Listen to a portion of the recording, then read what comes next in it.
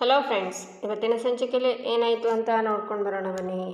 ಕುಂಕುಮನ ಮೊದಲು ಮಾಂಗಲ್ಯಕ್ಕೆ ಇಟ್ಕೋಬೇಕಮ್ಮ, ಹಾಗೆ ಇಟ್ಕೊಂಡ್ರೆ ಗಂಡಂಗೆ ಮನೆಯವರಿಗೆಲ್ಲ ಶ್ರೇಯಸ್ಸು ಅಂತಾರೆ ಪುರೋಹಿತರು. ಆಗ ಚಂದನ ಕುಂಕುಮನ ತಾಳಿಗೆ ಇಟ್ಕೋತಾಳೆ.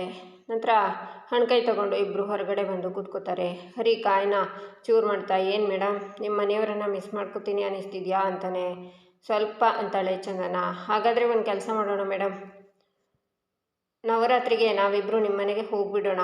ಮಗಳು ಅಳಿಯ ಜೊತೆಗೆ ಬಂದರು ಅಂತ ಅವ್ರ ಸಂಭ್ರಮ ಇನ್ನೂ ಜಾಸ್ತಿ ಆಗುತ್ತೆ ಅಂತಾನೆ ಹರಿ.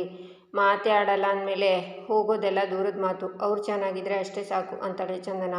ಹೋಗಲಿ ಬಿಡಿ ಮೇಡಮ್, ನೀವು ಬೇಜಾರಾಗಬೇಡಿ. ಆದರೂ ನೀವು ಗಂಟೆಗೆ ದುಡ್ಡು ಕೊಟ್ರಿ ಅನ್ನೋದನ್ನು ನನಗೆ ನಂಬೋಕ್ಕಾಗ್ತಿಲ್ಲ ನೋಡಿ ಅಂತಾನೆ ಹರಿ. ಯಾಕೆ ಕೊಡಲ್ಲ ಅಂತ ಅಂದ್ಕೊಂಡ್ರಾ? ಹೇಳಿದ ಮೇಲೆ ಮಾತು ಉಳಿಸ್ಕೊಳ್ಳೇಬೇಕಲ್ವಾ? ಮಾತಾಡಿ ಸುಮ್ಮನೆ ಆಗೋದಕ್ಕಿಂತ ನಾನೇನು ನೀವಾ ಅಂತಾಳೆ ಚಂದನ.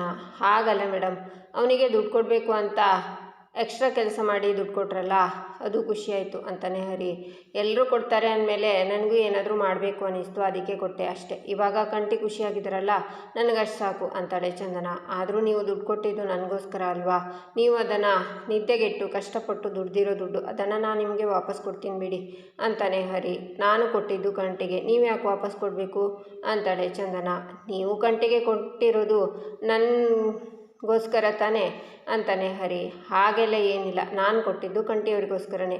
ಹಾಗೇನಾದರೂ ಅವಶ್ಯಕತೆ ಬಂದರೆ ನಾನು ಕಂಟಿಯವ್ರ ಹತ್ರನೇ ಕೇಳ್ತೀನಿ ಅಂತಾಳೆ ಚಂದನ. ಆಯ್ತು ಬಿಡಿ ಮೇಡಮ್ ಅಂತ ಬಾಳೆಹಣ್ಣನ್ನು ಚಂದನಗೆ ಕೊಡ್ತಾನೆ ಹರಿ. ನನಗೆ ಬೇಡ, ನೀವೇ ತಿನ್ನಿ ಅಂತಾಳೆ ಚಂದನ. ಸರಿ ಅಂತ ಹರಿನೇ ಬಾಳೆಹಣ್ಣು ತಿಂತಾನೆ. ಹರಿಯವರೇ, ಮೈ ಅವರ ಅಮ್ಮ ಬಂದಮೇಲೆ ಮೈ ತುಂಬ ಖುಷಿಯಾಗಿದ್ದಾನೆ ಅಲ್ವಾ ಅಂತಾಳೆ ಚಂದನ. ಹೌದು ಮೇಡಮ್, ಪಾಪ ಅವನು ಯಾವಾಗಲೂ ಅಮ್ಮ ಅಮ್ಮ ಅಂತ ಅವ್ರ ಹಿಂದೆನೇ ಚಿಕ್ಕ ಮಗು ಥರ ಓಡಾಡ್ತಿರ್ತಾನೆ ಅಂತಾನೆ ಹರಿ. ಅಮ್ಮ ಅಂದರೆ ಹಾಗೆ, ಮುಗಿದೇ ಇರೋ ಹಂಬಲ, ಮರೆಯೋಕ್ಕಾಗದೇ ಇರೋ ಸೆಳೆತ ಅಂತಾಳೆ ಚಂದನ. ಲೈಫ್ ಎಷ್ಟು ವಿಚಿತ್ರ ಅಲ್ವಾ ಮೇಡಮ್? ನಮಗೆ ಅಮ್ಮ ಇಲ್ವೇ ಇಲ್ವಾ? ನಿಮಗೆ ಇದ್ದರೂ ಇಲ್ಲ. ಇವತ್ತು ಅವ್ರು ಬರ್ತಾರೆ ಅಂತ ಇಲ್ಲಿ ಕೂತ್ಕೊಂಡು ಅವ್ರಿಗೋಸ್ಕರ ಬೇಡ್ಕೋತಿದ್ದೀರಾ ಅಂತಂದರೆ ನಿಮ್ಮ ಮನಸ್ಸು ಬಂಗಾರ ಮೇಡಮ್ ಅಂತಾನೆ ಹರಿ.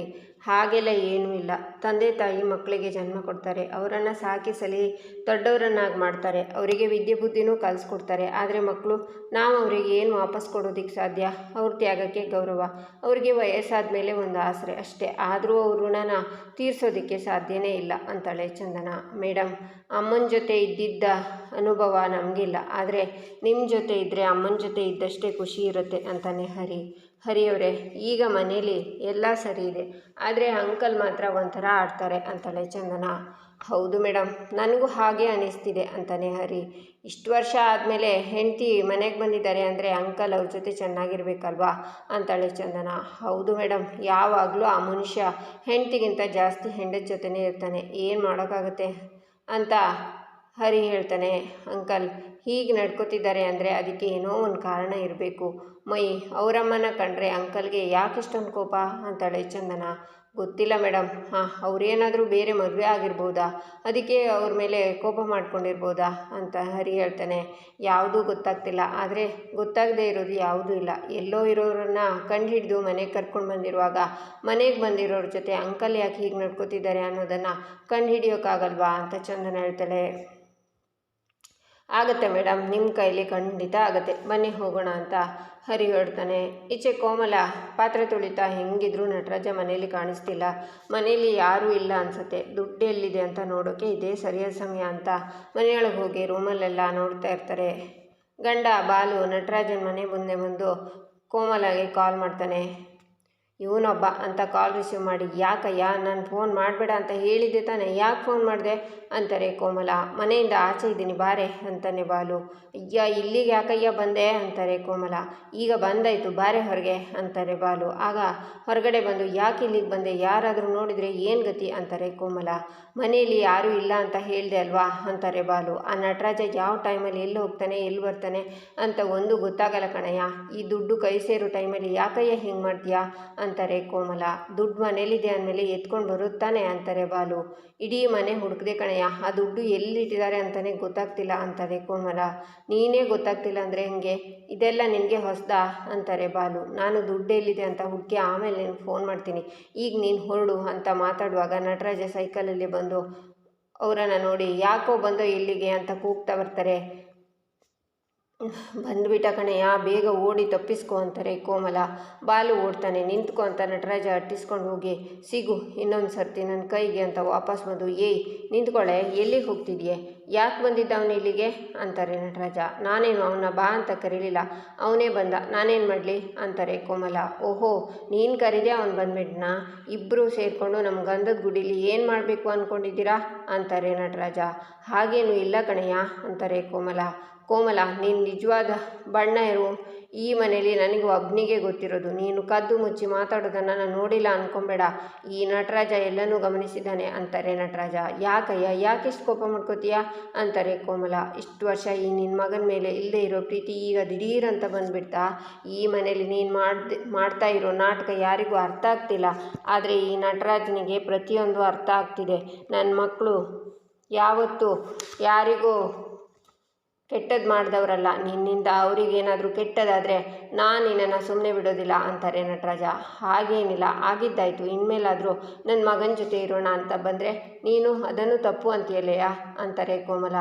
ನಿನ್ನ ಮಗನಿಗೋಸ್ಕರ ಇರಬೇಕು ಅಂತ ಬಂದಿದ್ರೆ ಅವನು ಯಾಕೆ ಇಲ್ಲಿಗೆ ಬಂದ? ನಿಮ್ಮ ಗುಸುಗುಸು ನನಗೆ ಅರ್ಥ ಆಗಲ್ಲ ಅಂದ್ಕೊಂಡಿದ್ಯಾ? ಅಷ್ಟು ದೊಡ್ಡದು ದಡ್ಡ ಅಂದ್ಕೊಂಡಿದ್ಯಾ ನನ್ನನ್ನು? ಚೆನ್ನಾಗಿರೋ ಮನೆನ ಹಾಳು ಮಾಡೋಕ್ಕೆ ಬಂದಿದ್ಯಾ ನೀನು? ನಿನ್ನ ಇವತ್ತು ಬಿಡಲ್ಲ ಕಣೆ ಅಂತ ಕೋಮಲನ ಕತ್ತಿಸ್ಕುತ್ತಾರೆ ನಟರಾಜ. ಉಸಿರು ಕಟ್ತಿದೆ ಬಿಡಯ್ಯ ಅಂತ ಕೋಮಲ ಕೂಗ್ತಾರೆ. ಆಗ ಮೈ ಕಾಲೇಜಿಂದ ಬರ್ತಾವ್ರನ್ನ ನೋಡಿ ಅಮ್ಮ ಅಂತ ಓಡಿ ಬಂದು, ಏಯ್ ಬಿಡಯ್ಯ ಅಂತ ನಟರಾಜನ ಕೈಯಿಂದ ಕೋಮಲನ ತಪ್ಪಿಸಿ, ಅಮ್ಮ ನಿನಗೇನೂ ಆಗಿಲ್ಲ ಅಲ್ವೇನಮ್ಮ? ಲೋ, ನೀನೇನು ಮನುಷ್ಯನೇನೆಯಾ ಅಂತಾನೆ. ನೋಡು ಮೈ, ಬಂದಾಗಿಂದ ನನ್ನ ಯಾಕೆ ನೋಡೋಕೆ ಬರಲಿಲ್ಲ, ನನ್ನ ಯಾಕೆ ಬಿಟ್ಟು ಹೋದೆ ಅಂತ ಕೇಳ್ತಿದ್ದೆ ತಾನೆ, ಇದಕ್ಕೆ ನಾನು ಬರಲಿಲ್ಲ. ಈ ಅಪ್ಪಂಗೆ ನನ್ನ ನೋಡಿದರೆ ಆಗಲ್ಲ ಕಣಯ್ಯ. ಅವತ್ತು ನಾನು ಸಾಯಿಸೋಕೆ ನೋಡ್ದ, ಇವಾಗಲೂ ಮತ್ತೆ ಅದೇ ತರಹ ಮಾಡ್ತಿದ್ದಾನೆ, ಇನ್ನೂ ಸ್ವಲ್ಪನೂ ಬದಲಾಗಿಲ್ಲ ಮೈ ಅಂತ ಅಳ್ತಾರೆ ಕೋಮಲ. ಲೇ, ಸುಳ್ಳು ಹೇಳೋಕ್ಕೂ ಒಂದು ಮಿತಿ ಇದೆ ಇರಬೇಕು, ನಾಚಿಕೆ ಗೆಟ್ಟವಳೆ ಅಂತಾರೆ ನಟರಾಜ. ಆಗ ಮೈ ನಟರಾಜ್ ಕೊರಳ್ಪಟ್ಟಿನ ಇಟ್ಕೊಂಡು, ಏಯ್ ಏನು ಮಾತಾಡ್ತಿದ್ಯಾ, ಏನು ಅಂದ್ಕೊಂಡಿದ್ಯಾ ನೀನು? ಯಾರಯ್ಯ ನಮ್ಮ ಅಮ್ಮನ ಮೇಲೆ ಕೈ ಮಾಡ್ತಿದ್ಯಾ? ನಮ್ಮಮ್ಮ ಬಂದಿರೋದು ನನಗೋಸ್ಕರ, ನಿನಗೇನಯ್ಯ ಪ್ರಾಬ್ಲಮ್ಮು? ಇನ್ನೊಂದು ಸಲ ನಮ್ಮ ಅಮ್ಮನ ಮೇಲೆ ಏನಾದರೂ ಕೈ ಮಾಡಿದರೆ ಅಲ್ಲೇ ಸಾಯಿಸ್ಬಿಡ್ತೀನಿ. ಕರೆಕ್ಟಾಗಿ ಕೇಳಿಸ್ಕೊ, ನನ್ನ ಅಮ್ಮ ಇನ್ಮೇಲೆ ಇದೇ ಮನೆಯಲ್ಲಿ ನನ್ನ ಜೊತೆನೇ ಇರ್ತಾರೆ. ನಿನಗೆ ಇಷ್ಟ ಇಲ್ಲ ಅಂದರೆ ಹೋಗಯ್ಯ ನೀನು ಅಂತಾನೆ ಮೈ. ಕೋಮಲ ಜೋರಾಗಿ ಕೆಮ್ಮಿಸ್ತಾರೆ. ಏನಾಗ್ತಿದೆ ಅಮ್ಮ? ಏಯ್, ಇನ್ನೊಂದು ಸಲ ನಮ್ಮ ಅಮ್ಮನ ಮೇಲೆ ಕೈ ಮಾಡಿದರೆ ಅವತ್ತೇ ನಿನ್ನ ಸತ್ತೆ ಅಂತಾನೆ ಮೈ. ಆಗ ನಟರಾಜ ಅಲ್ಲಿಂದ ಹೋಗ್ತಾರೆ.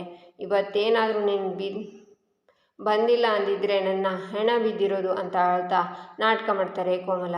ಈಚೆ ಮನೇಲಿ ಎಲ್ಲರೂ ಇರ್ತಾರೆ. ಮೈ, ಏನಾಯಿತು ಅಂತ ಹೇಳು ಮೈ ಅಂತಾನೆ ಕಂಟಿ. ಮೈ, ಹೇಳೋ, ನೀನು ಹೀಗಿದ್ರೆ ನಮ್ಗೆ ಹೇಗೋ ಅರ್ಥ ಆಗಬೇಕು ಅಂತಾನೆ ಮುತ್ತು. ಏನು ಅಂತ ಹೇಳಿ ಅಣ್ಣ, ನಾನು ಕಾಲೇಜಿಂದ ಸ್ವಲ್ಪ ಲೇಟಾಗಿ ಬಂದಿದ್ರು ಅವ್ನು ನಮ್ಮಮ್ಮನ ಸಾಯಿಸ್ಬಿಡ್ತಿದ್ದ ಅಂತ ಹೇಳಬೇಕಾ? ಅವ್ನು ಹೀಗೆ ಮಾಡಿನೇ ನಮ್ಮಮ್ಮ ನನ್ನ ಬಿಟ್ಟು ಹೋದ್ಲು ಅಂತ ಹೇಳಬೇಕಾ? ಏನು ಅಂತ ಹೇಳಿ? ಇವನಿಂದ ನಾನು ಇಷ್ಟು ವರ್ಷ ಅಮ್ಮ ಇಲ್ಲದೆ ಇರೋ ಹಾಗೆ ಬೆಳೆಯೋ ಹಾಗಾಯಿತು. ಇವಾಗ ಅಮ್ಮ ಸಿಕ್ಕಿದ್ದಾರೆ ಅಂತ ಖುಷಿ ಪಡ್ತಿದ್ರೆ ಮತ್ತೆ ಅಮ್ಮಂಗೆ ಹಿಂಸೆ ಕೊಡ್ತಿದ್ದಾನಲ್ಲಣ್ಣ. ಅಮ್ಮನ ಮೇಲೆ ಅವನಿಗೆ ಇಷ್ಟೊಂದು ಕೋಪ ಇದೆಯಲ್ಲ, ಅಮ್ಮ ಅಂಥದ್ದೇನಣ್ಣ ಮಾಡಿದ್ದಾರೆ ಅವರಿಗೆ ಅಂತಾನೆ ಮೈ. ಸಿಗ್ತೇನಪ್ಪ, ನಿಮ್ಮೆಲ್ಲರ ಮನಸ್ಸಲ್ಲಿರೋ ಪ್ರಶ್ನೆಗೆ ಇವತ್ತು ಉತ್ತರ ಸಿಗ್ತೇನಪ್ಪ. ನಾನು ಇಲ್ಲಿಗೆ ಬಂದರೆ ಇವನು ಹೀಗೆ ಆಡ್ತಾನೆ ಅಂತ ನನಗೆ ಗೊತ್ತಿತ್ತು, ಆದರೆ ತಾಯಿಯಾಗಿ ನನ್ನ ಮನಸ್ಸು ತಡೀಲಿಲ್ಲ. ನನ್ನ ಮಗನಿಗೋಸ್ಕರ ನಾನು ಇಲ್ಲಿಗೆ ಬರಬೇಕು ಅನ್ನಿಸ್ತು, ಆದರೆ ಇಲ್ಲಿ ನೋಡಿದರೆ ಇವನು ಮತ್ತೆ ಮೊದಲಿನ ಥರನೇ ಆಡ್ತಿದ್ದಾನೆ. ಇಷ್ಟು ವರ್ಷ ಆದಮೇಲಾದರೂ ಬದಲಾಗಿರ್ತಾನೆ ಅಂದ್ಕೊಂಡೆ, ಆದರೆ ಇವನು ಸ್ವಲ್ಪನೂ ಬದಲಾಗಿಲ್ಲ ಅಂತಾರೆ ಕೋಮಲ. ಅಂಕಲ್, ಯಾವತ್ತೂ ಆ ಥರ ನಡ್ಕೊಂಡಿರೋರೇ ಅಲ್ಲ ಅವರು ಅಂತ ಚಂದನ ಹೇಳುವಾಗ ಅತ್ತಿಗೆ, ಅಮ್ಮ ಸುಳ್ಳು ಹೇಳ್ತಿಲ್ಲ ಅತ್ತಿಗೆ, ಆ ವಯ್ಯ ಏನು ಮಾಡ್ದ ಅಂತ ನಾನೇ ನನ್ನ ಕಣ್ಣಾರೆ ನೋಡಿದ್ದೀನಿ ಅಂತಾನೆ ಮೈ. ನಾನು ಇಲ್ಲಿಗೆ ಬಂದಿರೋದು ಅವನಿಗೆ ಸ್ವಲ್ಪನೂ ಇಷ್ಟ ಇಲ್ಲಮ್ಮ, ಅದಕ್ಕೆ ನಾನು ಇಲ್ಲಿರಲ್ಲ, ನಾನು ಹೊರಟ್ಬಿಡ್ತೀನಿ ಅಂತಾರೆ ಕೋಮಲ. ಅಮ್ಮ, ನೀವು ಬಂದಾಗಿಂದ ಮೈ ಎಷ್ಟು ಖುಷಿಯಾಗಿದ್ದಾನೆ ಅಂತ ನೀವೇ ನೋಡಿದಿರ. ಈಗ ಹೋಗ್ತೀನಿ ಅಂದರೆ ಅವನ ಮನಸ್ಸಿಗೆ ನೋವಾಗಲ್ವಾ ಅಂತಾನೆ ಹರಿ. ಅವನಿಗೆ ನೋವಾಗಬಾರ್ದು ಅಂತಾನೆ ಅವನ್ನ ನನ್ನ ಜೊತೆ ಕರ್ಕೊಂಡು ಹೋಗ್ಬೇಕು ಅಂದ್ಕೊಂಡಿದ್ದೀನಿ ಅಂತಾರೆ ಕೋಮಲ. ಆಗ ಕಂಟಿ ಮೈನ ಗಟ್ಟಿಯಾಗಿ ಹಿಡ್ಕೊಂಡು, ಇಲ್ಲ ಮೈ ಎಲ್ಲಿಗೂ ಬರಲ್ಲ, ಮೈ ನಮ್ಮ ಜೊತೆನೇ ಇರ್ತಾನೆ ಅಂತಾನೆ. ಹೌದು, ಮೈ ನಮ್ಮ ಜೊತೆನೇ ಇರ್ತಾನೆ ಅಂತಾನೆ ಹರಿ. ಅಮ್ಮ, ಚಿಕ್ಕ ವಯಸ್ಸಿಂದ ನಾವೆಲ್ಲರೂ ಒಟ್ಟಿಗೆ ಬೆಳೆದಿದ್ದೀವಿ, ಒಟ್ಟಿಗೆ ಊಟ ಮಾಡಿದ್ದೀವಿ, ಅಳು ನಗು ಏನೇ ಇದ್ದರೂ ಎಲ್ಲರೂ ಒಟ್ಟಿಗೆ ಇದ್ದೀವಿ. ಮೈನೂ ಅಷ್ಟೇ, ನಮ್ಮೆಲ್ಲರನ್ನ ಬಿಟ್ಟು ಒಂದಿನನೂ ಇದ್ದವನಲ್ಲ. ನಮಗೂ ಅಷ್ಟೇ, ಅವನ್ನ ಬಿಟ್ಟಿರೋದಕ್ಕೆ ಆಗಲ್ಲ. ನೀವು ಮಾತ್ರ ಮನೆ ಬಿಟ್ಟು ಹೋಗೋ ಮಾತಾಡಬೇಡಿ ಅಮ್ಮ ಅಂತಾನೆ ಮುತ್ತು. ಅಮ್ಮ, ನೀವೇನು ತಲೆ ಕೆಡಿಸ್ಕೋಬೇಡಿ, ಆ ಮನುಷ್ಯ ನಿಮ್ಮ ತಂಟೆಗೆ ಬರದೇ ಇರೋ ಹಾಗೆ ನಾವು ನೋಡ್ಕೋತೀವಿ ಅಂತಾನೆ ಹರಿ. ಅವನು ಆಡೋದು ನೋಡಿದರೆ ನನಗೆ ಯಾಕೋ ಭಯ ಆಗತ್ತಪ್ಪ ಅಂತಾರೆ ಕೋಮಲ. ನೀವೇನೂ ಭಯಪಡಬೇಡಿ, ನಾವು ನೋಡ್ಕೋತೀವಿ ಅಂತಿದ್ವಲ್ವಾ, ನೀವು ಆರಾಮಾಗಿರಿ ಅಂತಾನೆ ಕಂಟಿ. ಹೌದು, ನೀವು ಧೈರ್ಯವಾಗಿರಿವಿ, ನಾವಿದ್ದೀವಿ ಅಂತಾನೆ ಮುತ್ತು. ಸರಿನಪ್ಪ, ನೀವೆಲ್ಲ ಇಷ್ಟೇ ಹೇಳ್ತಿದ್ದೀರಾ ಅಂತಂದರೆ ನಿಮ್ಮ ಮಾತಿಗೆ ಬೆಲೆ ಕೊಟ್ಟು ನಾನು ಇಲ್ಲೇ ಇರ್ತೀನಿ ಅಂತ ಒಳಗೆ ಹೋಗ್ತಾರೆ ಕೋಮಲ. ಮೈ, ನೀನು ಖುಷಿಯಾಗಿರು, ಅಮ್ಮ ಇಲ್ಲೇ ಇರ್ತಾರೆ ಅಂತ ಹೇಳಿದ್ರಲ್ವಾ ಅಂತಾನೆ ಮುತ್ತು. ನಗು ನಗು ಅಂತ ಕಂಟಿ ಮೈಗೆ ಕಚ್ಕೊಂಡಿರ್ತಾನೆ. ಆಗ ಚಂದನ ಕಂಟಿ ತಗೊಳ್ಳಿ ಅಂತ ದುಡ್ಡನ್ನು ಕೊಡ್ತಾಳೆ. ಗ್ಯಾರೇಜ್ಗೆ 3 ಲಕ್ಷ ಅರೇಂಜ್ ಆಯ್ತಲ್ಲ ಅತ್ತಿಗೆ ಅಂತಾನೆ ಕಂಟಿ. ಅದು ಗ್ಯಾರೇಜಲ್ಲಿ ಏನಾದರೂ ರಿನೋವೇಷನ್ ಮಾಡಿಸ್ಬೇಕು ಅಂದರೆ ಬೇಕಾಗುತ್ತೆ, ಇಟ್ಕೊಂಡಿರಿ ಅಂತಾಳೆ ಚಂದನ. ಅಯ್ಯೋ ಚಂದನ, ಅದೆಲ್ಲ ಮುಂದೆ ಯಾವಾಗಲಾದರೂ ಮಾಡಿಸಿದ್ರಾಯ್ತು, ಇವಾಗ ಏನೋ ಬೇಡಮ್ಮ ಅಂತಾನೆ ಮುತ್ತು. ಇಲ್ಲ ಅಣ್ಣ, ಈಗಲೇ ಮಾಡಿಸಿದ್ರೆ ಚೆನ್ನಾಗಿರುತ್ತೆ, ತಗೊಳ್ಳಿ ಅಣ್ಣ ಈ ದುಡ್ಡನ್ನು, ಈ ದುಡ್ಡು ಆ ದುಡ್ಡಿನ ಜೊತೆಲೇ ಇಟ್ಟಿರಿ ಅಂತ ಕೊಡ್ತಾಳೆ ಚಂದನ. ಸರಿಯಮ್ಮ ಅಂತ ಮುತ್ತು ದುಡ್ಡು ತಗೊಂಡು ಕಂಟಿ ಎಲ್ಲ ದುಡ್ಡನ್ನು ಒಟ್ಟಿಗೆ ಇಟ್ಟಿರ್ತೀನಿ, ಓನರ್ ಕೇಳಿದಾಗ ತಗೊಂಡೋಗಿ ಕೊಡುವಿ ಅಂತೆ, ಸರಿನಾ ಅಂತ ಮುತ್ತು ದುಡ್ಡನ್ನು ತಗೊಂಡು ರೂಮಿಗೆ ಹೋಗ್ತಾನೆ. ಆಗ ಕೋಮಲ ಕಿಚನ್ನಿಂದನೇ ಇಣುಕಿ ಮುತ್ತು ದುಡ್ಡಿಡ್ತಾ ಇರೋದನ್ನು ನೋಡ್ತಾರೆ. ಚಂದನ ಆಗ ಕೋಮಲನ್ನ ಅನುಮಾನದಿಂದ ನೋಡ್ತಾಳೆ. ರಾತ್ರಿ ಎಲ್ಲರೂ ಮಲಗಿರ್ತಾರೆ. ಚಂದನ ರೂಮಲ್ಲಿ ಕೆಲಸ ಜಾಸ್ತಿ ಇದ್ದಾಗಲೇ ನಿದ್ದೆ ಬರುತ್ತೆ, ನೀರಾದರೂ ಕುಡಿಯೋಣ ಅಂತ ಪಾತ್ರೆಯಲ್ಲಿ ನೀರು ಖಾಲಿಯಾಗಿದೆ ಅಂತ ಕಿಚನ್ಗೆ ಬಂದು ನೀರು ತೆಗೆದುಕೊಳ್ಳುವಾಗ ಕೋಮಲನ ಮಾತು ಕೇಳಿಸುತ್ತೆ. ಈಚೆ ಕೋಮಲ ಬಾಲು ಹತ್ರ, ನೀನು ಯಾಕಯ್ಯ ಇಲ್ಲಿಗೆ ಬಂದೆ, ಆ ನಟರಾಜ ಎಷ್ಟೊಂದು ರಂಪ ಮಾಡ್ದ ಅಂತ ನೋಡ್ದೆ ತಾನೆ ನಿನಗೆ ಅಂತಾನೆ. ನಾನು ಆಗಾಗ ಬರಲಿಲ್ಲ ಅಂತಂದರೆ ನೀನು ಇಲ್ಲಿ ನೆಮ್ಮದಿಯಾಗಿ ಏನು ಮಾಡ್ತೀಯಾ ಅಂತಾರೆ ಬಾಲು. ಈಚೆ ಚಂದನ, ಯಾರೋ ಮಾತಾಡ್ತಿರೋ ಹಾಗೆ ಕೇಳಿಸ್ತಿದ್ಯಲ್ಲ ಅಂತಾಳೆ. ಈಚೆ ಬಾಲು, ದುಡ್ಡಿನ ವಿಷಯ ನೆನ್ಪು ಮಾಡ್ಕೊಂಡು ಬಂದೆ ಅಂತಾನೆ. ಇದೊಳ್ಳೆ ಕಥೆ ಆಯ್ತಲ್ಲ, ನೀನು ಮಾಡಿರೋ ಸಾಲಕ್ಕೆ ನನ್ನ ಕುತ್ತಿಗೆಗೆ ಹಗ್ಗ ಹಾಕಿ ಇಳಿತಿದ್ಯಲ್ಲ ಅಂತಾರೆ ಕೋಮಲ. ನಿನ್ನ ಕುತ್ತಿಗೆಗೆ ತಾಳಿ ಕಟ್ಟಿದ್ನಲ್ಲ, ಅದು ಉಳಿಬೇಕು ಅಂದರೆ ನನ್ನ ಸುತ್ತಾರಲ್ಲ ಸಾಲಗಾರರು, ಅವರು ದುಡ್ಡು ತಂದು ಕೊಟ್ಬಿಡು, ಆಮೇಲೆ ನಿನ್ನ ರಾಣಿಯಾಗಿ ನೋಡ್ಕೋತೀನಿ ಅಂತಾನೆ ಬಾಲು. ಹೌದೌದು, ನೋಡ್ಕೋತೀಯ, ನಿನ್ನ ಮನೆ ಬಾಗಿಲಿಗೆ ಸಾಲಗಾರರು ಬರೋದು ಇದೇನು ಮೊದಲನೇ ಸಲನ, ಚೆನ್ನಾಗಿ ಮಾತಾಡ್ತೀಯ ಅಂತಾರೆ ಕೋಮಲ. ಈಗ ನೀನು ದುಡ್ಡು ತರ್ತೀಯ ಇಲ್ವಾ ಅಂತಾನೆ ಬಾಲು. ಆಗ ಚಂದನ ಬಂದು, ಇದೇನು ಡೋರ್ ಓಪನ್ ಇದೆಯಲ್ಲ ಅಂತ, ಯಾರು ಓಪನ್ ಮಾಡಿರ್ಬೋದು ಅಂತ ಬರುವಾಗ ಕೋಮಲ ಮತ್ತು ಬಾಲುನ ನೋಡಿ ಅಲ್ಲೇ ನಿಂತ್ಕೋತಾಳೆ. ಮಧ್ಯಾಹ್ನ ನೋಡಿದೆ ಅಂತ ಹೇಳಿದೆ ಅಲ್ವಾ ದುಡ್ಡು, ಅದನ್ನು ತಗೊಂಡು ನಿನ್ನ ಹತ್ರ ಇಟ್ಕೊಂಡಿದ್ಯಾ ಇಲ್ವಾ ಅಂತಾರೆ ಬಾಲು. ಏಯ್, ದುಡ್ಡು ತರೋದು ನೀನು ಹೇಳೋದಷ್ಟು ಸುಲಭ ಅಲ್ಲ, ಮನೇಲಿ ಎಲ್ಲರೂ ಇದ್ದಾರೆ, ಅವ್ರು ಕಣ್ಣು ತಪ್ಪಿಸಿ ದುಡ್ಡು ತರೋದು ತುಂಬ ಕಷ್ಟ ಅಂತಾಳೆ ಕೋಮಲ. ನನಗೇನೋ ನೀನು ಹೀಗೆ ತಿಂದ್ಕೊಂಡು ಈ ನಟರಾಜನ ಮನೇಲಿ ಸೆಟ್ಲಾಗೋ ಥರ ಇದೆಯಾ ಅಂತಾರೆ ಬಾಲು.